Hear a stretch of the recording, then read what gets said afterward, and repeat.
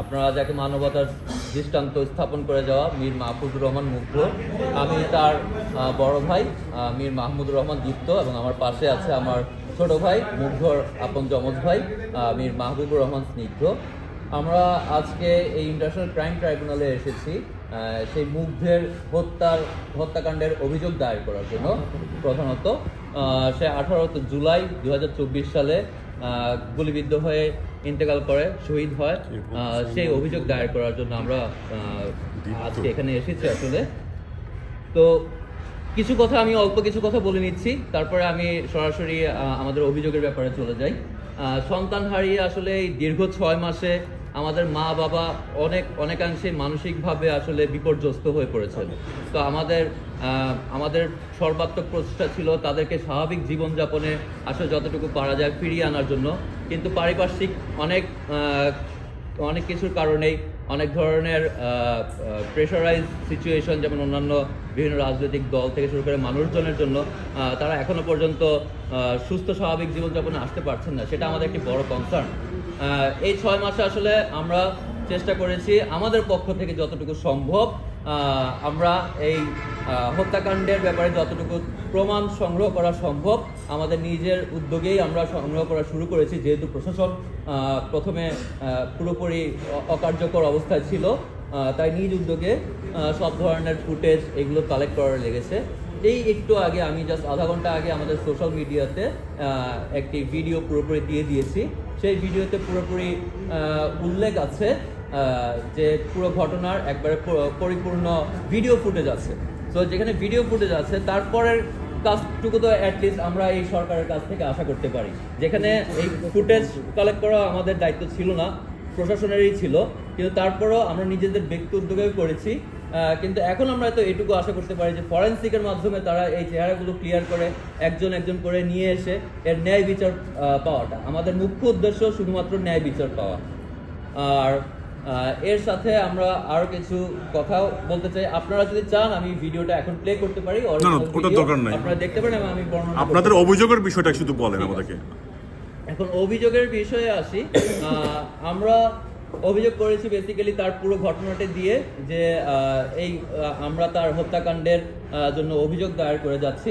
ট্রাইব্যুনালে chief prosecutor Tajul Islam সাহেবের সাথে আমাদের কথা হয়েছেন এবং তিনিও সে ব্যাপারে একেবারে সম্মত হয়েছেন যে আমরা এখন কোনো নাম আমরা দেইনি, আমরা কোনো নাম না দিয়ে আমরা অভিযোগ দায়ের করে গিয়েছি।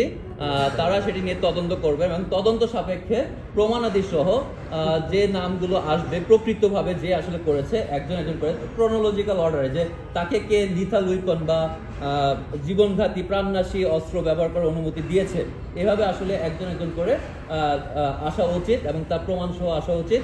যে কারণে আমরা কোনো নাম বাদে শুধুমাত্র অভিযোগ দায়ের করে গিয়েছে এবং আমরা আশা রাখি এই সরকার এবং এই ট্রাইব্যুনাল আমাদের সেই আশা পূরণ করতে সক্ষম হবে। গণহত্যার বিষয় কিংবা হত্যার বিষয়ে সুপ্রিয়র কমান্ড রেসপন্সিবিলিটি প্রাইম মিনিস্টারের কাছে যায়, তার জন্য তো তদন্তের প্রয়োজন নেই। এটা একটা বিষয়। আর একটা বিষয় জানতে চাই, 18 তারিখে আপনাদের অভিজ্ঞতা সম্পর্কে একটু যদি বলতেন। ঠিক আছে, আপনার প্রথম প্রশ্নের উত্তর দেই। আপনি যেটা বলছেন যে সুপিরিয়র প্রাইম মিনিস্টারের কাছে যায়, সেটা আমরা আসলে সবাই জানি। এখানের বিভিন্ন হত্যাকাণ্ডের সাথে তিনি জড়িত, এটা আমরা আসলে সবাই জানি, কিন্তু তথ্য প্রমাণের কারণে তো আসলে সেই পর্যন্ত কি যাওয়া সম্ভব হয়? আমার মনে হয় না সম্ভব হয়, কারণ বিচার প্রক্রিয়াতে আপনার এভিডেন্সেস, প্রমাণাদি হচ্ছে সবচেয়ে বেশি ইম্পর্টেন্ট। তো সেই এভিডেন্স তো আমার লাগবে। আমি যদি সেই এভিডেন্স ছাড়া আমরা যদি সে জায়গাতে যাই, আমার মনে হয় না এই বিচার প্রক্রিয়া তখন আরো বাধাগ্রস্ত হবে। যারা আছেন তারা অনেকেই এই বিভিন্ন দলের সাথে জড়িত, তো আমরা চাই না যে বিচার প্রক্রিয়া বাধাগ্রস্ত হোক, যাতে আমরা ন্যায় বিচার পাই, সেজন্য আমরা এইভাবে চেয়েছি। আর আপনার দ্বিতীয় প্রশ্ন ছিল 18 জুলাইয়ের কথা।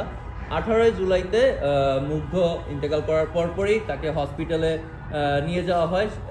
জাস্ট 10 কদম দূরে ছিল হসপিটাল এবং ডাক্তার তাকে স্পট ডেড ঘোষণা করেন। তো সেখানে আমাদের পুলিশি বাধার মধ্যেও পড়তে হয়েছে যে ডাক্তাররাই বলছিলেন যে লাশ তাড়াতাড়ি করে নিয়ে যাওয়ার জন্য, যে কোনো সময় পুলিশ এসে নিয়ে গেলে তখন আমরা পরবর্তী লাশ নাও পেতে পারি। সেই জন্য আমরা সেখান থেকে ডেথ সার্টিফিকেট নিয়েই যত তাড়াতাড়ি সম্ভব বাসায় নিয়ে যাওয়া হয়েছে। এবং কবরস্থ করার জন্য আমরা যেখানে কবর দিয়ে চেয়েছেন সেখানেও সম্ভব হয়নি, কারণ পুলিশের এনওসি অথবা পোস্টমর্টেম দরকার ছিল। কিন্তু তখন আমরা পুলিশের থানায় গিয়েছি এনওসি নেওয়ার জন্য, তখন তারা একেবারে স্ট্রেট ফরওয়ার্ড বলে দিয়েছে যে তাদের এখন কোনো ধরনের পারমিশন নাই যে কলমের একটা কলম চালানোর মতো একটা দাগ দেওয়ার জন্য, যে কারণে আমরা এনওসিটাও নিতে পারিনি। পরবর্তীতে যেখানে ওই ধরনের এনওসি বা পোস্টমর্টেম লাগে না সেই ধরনের কবরস্থানে আমরা ইসলামী শরীয়ত মোতাবেক আমরা কবরস্থ করেছি। আর একটা বিষয় আমি একটু বলি, মুগ্ধর মৃত্যু নিয়ে একটা বিতর্ক ছিল যে এই মুগ্ধর যে গুলিবিদ্ধ হয়েছে সেই গুলিটা পুলিশের কর্তৃক করা হয়েছে নাকি বাইরের কারোর থেকে করানো হয়েছে, বা স্নাইপার কোনো বুলেট ছিল নাকি। আমরা যে তথ্য প্রমাণাদি কালেক্ট করেছি সেই তথ্য প্রমাণাদির ভিত্তিতে আমরা বলতেই পারি যে এই গুলিটা পুলিশের বাহিনীর পক্ষ থেকে চালানো হয়েছে। এবং এটা আমরা স্পষ্ট করেছি, সেই যে ভিডিও আমরা তৈরি করেছি সিসিটিভি ফুটেজ সহ, সেই সিসিটিভি ফুটেজে স্পষ্টভাবে এটা দেখা যাচ্ছে যে পুলিশের চালানো গুলিতেই মুগ্ধর জীবন রয়েছে। আচ্ছা, আমি আর কিছু কথা অ্যাড করতে চাই আপনাদের কোশ্চেনের আগে। আমি অবশ্যই আপনাদের কোশ্চেনে যাব। আপনারা